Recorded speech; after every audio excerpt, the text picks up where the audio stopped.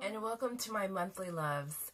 So this video is going to be where I'm going to talk about all the things that I have loved or liked or used that have been my favorites from the past month.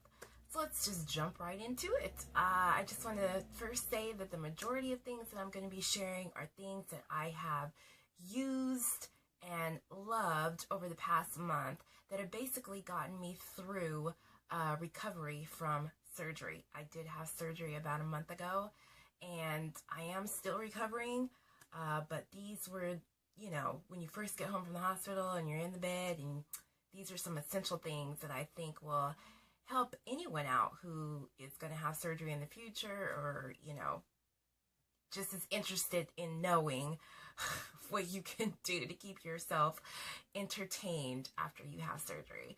The number one thing that I loved during my recovery time was watching movies.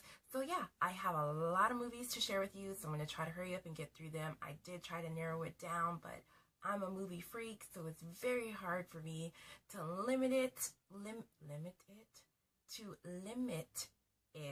to only a few. Whoa, sorry about that. But I did my best, so let's get right into it. The first movie that I have to share is The Mummy. Not just The Mummy 1, but 2 and 3. I hope those are in the right order. Yeah, they are. That would be embarrassing. So yes, I love The Mummy. I don't know why. I have no idea why. I don't know if it's just because of the storyline, the graphics, or the fact that I just like Egyptian history and art. I really don't know what it is about it, but I love The Mummy. I have all three, as you can see, 1, 2, and 3. The third one, I don't love as much as I love the first two. I just like Rachel Weisz playing that part. I liked her character, and I liked the fact that she played the character. Not to say that the new lady didn't do a great job, but I just liked her in it. She was in the first two. I got used to it, and I was kind of bummed that she was in the last one. But I did hear she was pregnant, and that is why. But again, if you have not seen any of the Mummies, I highly suggest you check it out, and definitely start with the first one. So, moving on to my second one, I should turn this the right way. Jurassic Park. Upside down. This probably would be my all-time favorite movie if I had to pick one, and that's very hard. Because as I said, I am a movie freak. But I watch Jurassic Park at least once a week or once every 2 weeks. I mean, when it's movie time and I'm like, what movie should we watch? I always pick this. I always pick it. It has just been an all-time favorite of mine and will continue to be. If you have not seen this, I don't know where you've been, but God bless you. Please pick this up and watch this movie. You will love it. It's definitely a classic. Okay. And next up, Wreck-It Ralph. My brother actually got me into this movie. Yes, I know it's a kid's movie, but it's fantastic. Sarah Silverman does an awesome job in this film. I highly suggest you go check this out and watch it with your kids. If you love video games, you will love this film. So, yeah, the storyline is just phenomenal. Check it out. Up next, I have some early 90s and 80s films. I am a huge early 90s, 80s movie fanatic. I just love them, especially like the chick flick, if you could call it that, type films. You could compare them to Clueless, Hilary Duff Cinderella, She's a Man, those types of films, Mean Girls, but I like the 80s versions of those types of films. So the first one that I have to share with you is Teen Witch. I have no idea why I'm saying all the movie titles. No idea why. Just seems funner. Love this film. Love, love, love this film. And actually just found out that Melissa Joan Hart's movie, Sabrina the Teenage Witch, which came out before the TV series. She actually just had the movie that was made specifically for TV, HBO, was a remake of Teen Witch. I did not know that. And they're so similar. The stories are almost exactly the same with just a little bit of tweaking. Had no idea why I didn't put two and two together. But yeah, I obviously love the original more than I like the other one, but I do love the Sabrina Teenage Witch one. Melissa Joan Hart did a fantastic job. Anywho, Blake, oh my God, Robin Lively stars in this film. She is Blake Lively's older sister, if you didn't know that. Fact of the day. Yes. So she does an awesome job in here. She was very, very popular in the 80s. I mean, she was in a ton of movies in the 80s. Very, very popular. So, if you haven't seen this, I highly suggest you check it out. And I believe it came out in 1989. So almost 90s. Almost 90s when I grew up. Next up is Can't Buy Me Love. Now, this is just an all-time favorite, I think, of a lot of people. Love this movie. Patrick Dempsey stars in here. It's just a really, really, really great film. There's been a lot of remakes of this film. Can't think of one on top of my head. There have been a lot of remakes of this film.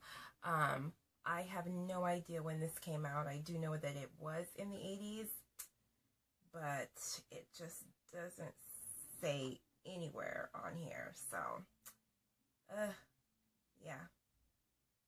Can't find it. Can't find it. And both of these films were not available on Blu-ray, which really sucked.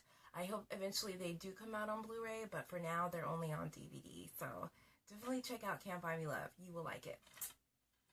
And for the last 80s, early 90s movies, I have Don't Tell Mom the Babysitter's Dead with Christina Applegate.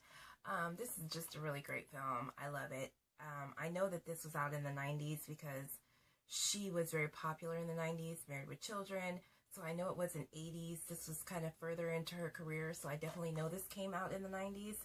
It does not tell me on here. It just says that it went to DVD in 2009. Again, I could not find this on Blu-ray. I was only able to find it on DVD. So if you haven't seen this movie, I also suggest you check it out. All three of these movies and other 80s movies, I just really love them because the storylines to me were just much more creative and in-depth than some of the chick flicks that you see today. So, you know, just very, very original creative work on the writer's part, which is why I really like them. So, yeah, definitely check these out if you haven't seen them. Next up, I have The Unsinkable Molly Brown with Debbie Reynolds. Now this, when did this come out? I know this is an older film. 1964. Oh my. I had no idea this movie was that old. Wow.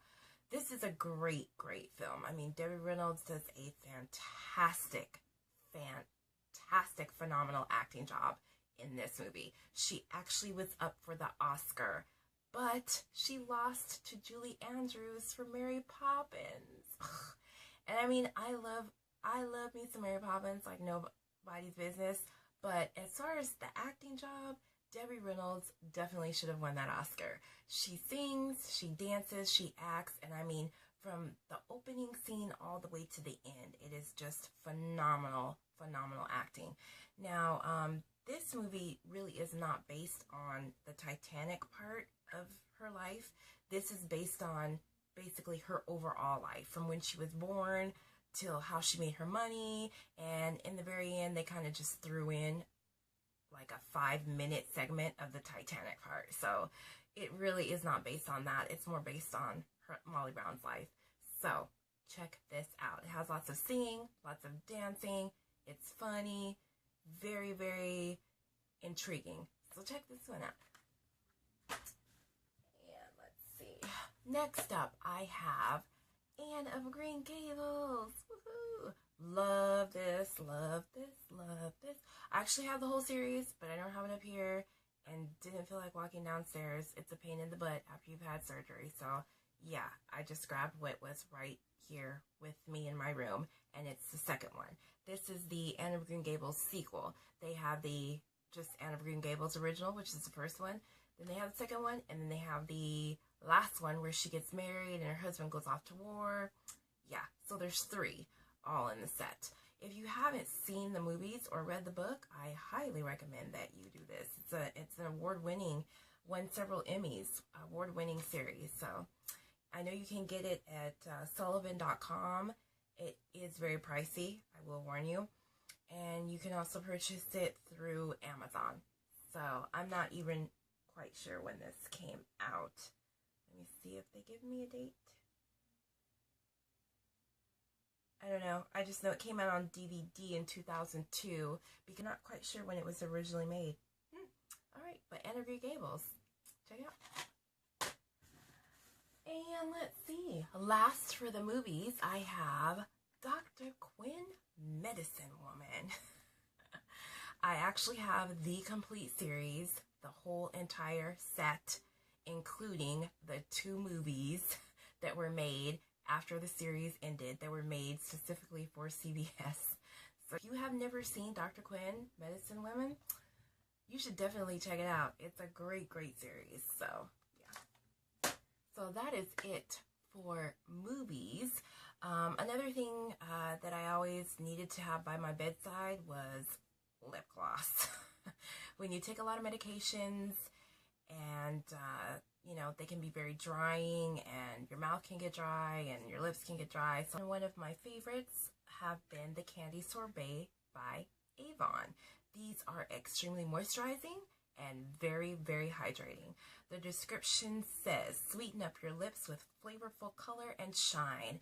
And yes, that is exactly what it does. All of the Candy Sorbet lip glosses, they have a full line. I think it's 5 or 6 different colors and flavors.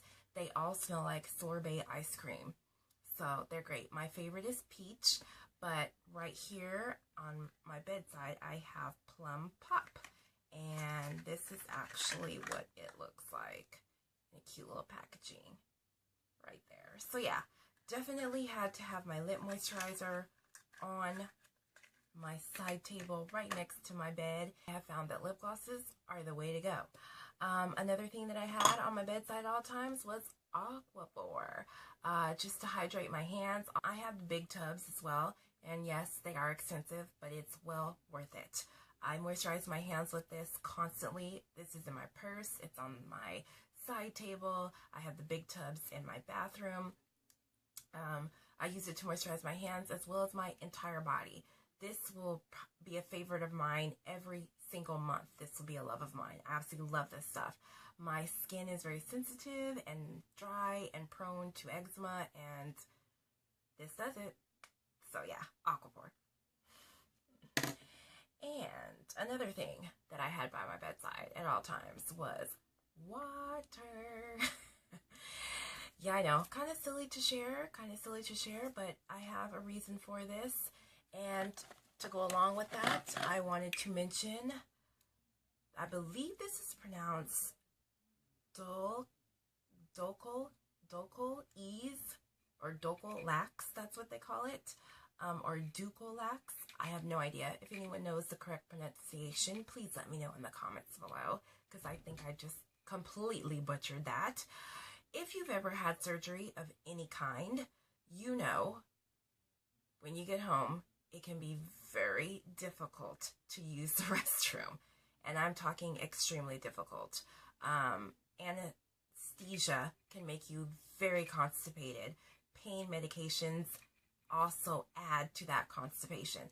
So if you've ever had surgery, you know what I'm talking about. So I drank a boatload of water and tea. That's pretty much all I had. Cold tea, hot tea, and water. And I took the Dulcolax or Dulcolax tablets 3 times a day. Pretty much before each meal or after each meal, depending on how I felt. Sometimes when I took it on an empty stomach, it didn't do so well. But yeah, I had no problems with using the restroom. But I'm saying you got to stay on top of this. You got to take it and you got to drink. You got to drink and hydrate. And you got to take this 3 times a day. or else you will be constipated. I have a lot of friends who learned the hard way after having surgery. Excuse me, here am I. You know, they learned the hard way. Definitely use a stool softener. Definitely drink a lot of water. I also drink a lot of water because the pain medications and other medications they gave me, they dry out your mouth a lot. So and not only that, you can get very dehydrated after you have surgery. So it's always good to have some water and tea by your side. I didn't drink juices. I didn't drink sodas or pops. I drank tea. And water. So yeah. And I think those are all of the things that I had to share for this month. Those were all of my loves. They got me through the initial part of my recovery, and I hope that information helped all of you guys. I will have all the movies, everything that I shared, I will have linked in the description box below. I hope you enjoyed, and I will see you in my next video. Have a great day or night or morning, wherever you are, and I'll see you next time. Bye-bye.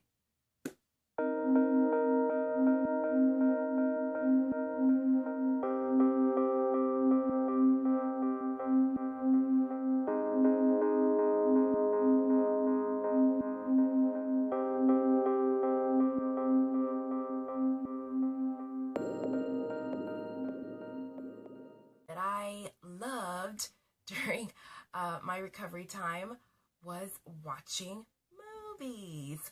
So yeah, I have a lot of movies to share with you, so I'm going to try to hurry up and get through them. I did try to narrow it down, but I'm a movie freak, so it's very hard for me to limit it to only a few. Whoa, sorry about that. But I did my best, so let's get right into it. The first movie that I have to share is The Mummy. Not just The Mummy 1, but 2 and 3. I hope those are in the right order. Yeah, they are. That would be embarrassing. So yes, I love The Mummy. I don't know why. I have no idea why. I don't know if it's just because of the storyline, the graphics, or the fact that I just like Egyptian history and art. I really don't know what it is about it, but I love The Mummy.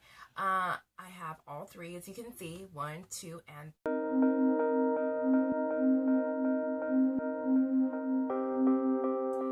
Hi, and welcome to my monthly loves. So this video is going to be where I'm going to talk about all the things that I have loved or liked or used that have been my favorites from the past month. So let's just jump right into it. I just want to first say that the majority of things that I'm going to be sharing are things that I have used and loved over the past month that have basically gotten me through recovery from surgery. I did have surgery about a month ago, and I am still recovering, but these were, when you first get home from the hospital and you're in the bed, and these are some essential things that I think will help anyone out who is going to have surgery in the future, or, just is interested in knowing what you can do to keep yourself entertained after you have surgery. The number one thing, it has just been an all-time favorite of mine and will continue to be. If you have not seen this, I don't know where you've been, but God bless you. Please pick this up and watch this movie. You will love it. It's definitely a classic. Okay. And next up, Wreck-It Ralph. My brother actually got me into this movie. Yes, I know it's a kid's movie, but it's fantastic. Sarah Silverman does an awesome job in this film. I highly suggest you go check this out and watch it with your kids. If you love video games, you will love this film. So yeah, the storyline is just phenomenal. Check it out. Up next, I have some early 90s and 80s films. I am a huge early 90s, 80s movie fanatic. I just love them, especially like the chick flick, if you could call it that, type films. You could compare them to Clueless, Hilary Duff Cinderella, She's a Man, those types of films, Mean Girls, but I like the 80s versions of those types of films. So the first one that I have to share with you is Teen Witch. I have no idea why I'm seeing all the movie titles. No idea why. Just seems funner. Love this film. Love, love, love this film. And actually just found out that Melissa Joan Hart's movie, Sabrina the Teenage Witch, which came out before the TV series. She actually just had the movie that was made specifically for TV, HBO, was a remake of Teen Witch. I did not know that. And they're so similar. The stories are almost exactly the same with just a little bit of tweaking. Had no idea why I didn't put two and two together. But yeah, I obviously love the original more than I like the other one, but 3. The third one, I don't love as much as I love the first two. I just like Rachel Weisz playing that part. I liked her character, and I like the fact that she played the character. Not to say that the new lady didn't do a great job, but I just liked her in it. She was in the first two. I got used to it, and I was kind of bummed that she was in the last one, but I did hear she was pregnant, and that is why. But again, if you have not seen any of the Mummies, I highly suggest you check it out, and definitely start with the first one. So, moving on to my second one, Jurassic. I should turn this the right way. Jurassic Park. Upside down. This probably would be my all-time favorite movie if I had to pick one, and that's very hard because, as I said, I am a movie freak. But I watch Jurassic Park at least once a week or once every 2 weeks. I mean, when it's movie time and I'm like, what movie should I always pick this. I always